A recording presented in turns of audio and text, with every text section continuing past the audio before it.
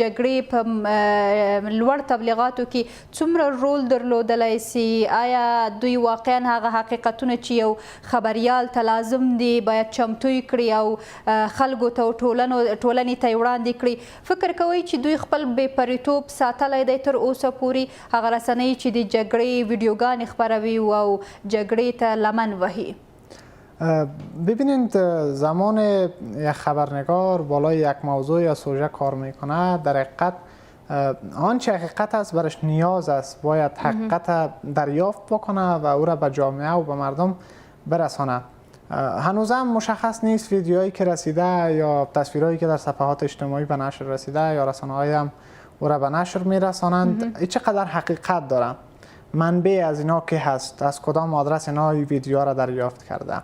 ولی من شخصا خودم اتو فکر نمی کردم که من طور بتونم به سادگی و راحتی به اندراب بغلان و هم به قاسان برسم و گزارش از ساحه آماده بسازم. برای من خیلی سخت بود رفتن تا اوجه. ای که تبلیغات بود و مثلا حراس از ای که در راه کمین نباشه، در درگیری خدای نخواسته ما مواجه نشیم، هزار یک حرف دیگه در ذهنم میگشت. ولی باز هم من به خاطر آماده ساختن گزارش رفتم. وقتی در ساحه رفتم، ساحه مکمل چیزی دیگر برای من میگفت که دور از واقعات جنگ وجود داشت.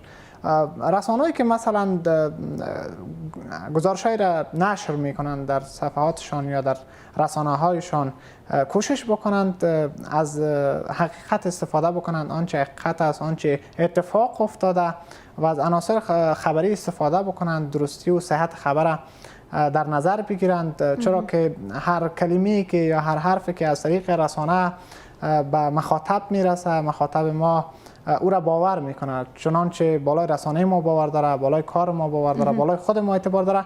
وقت زمان ما گزارش‌های منفی نشر میکنیم، اون منبع نداشته باشه، اساس نداشته باشه، واقعیت نداشته باشه، این معلوم داره.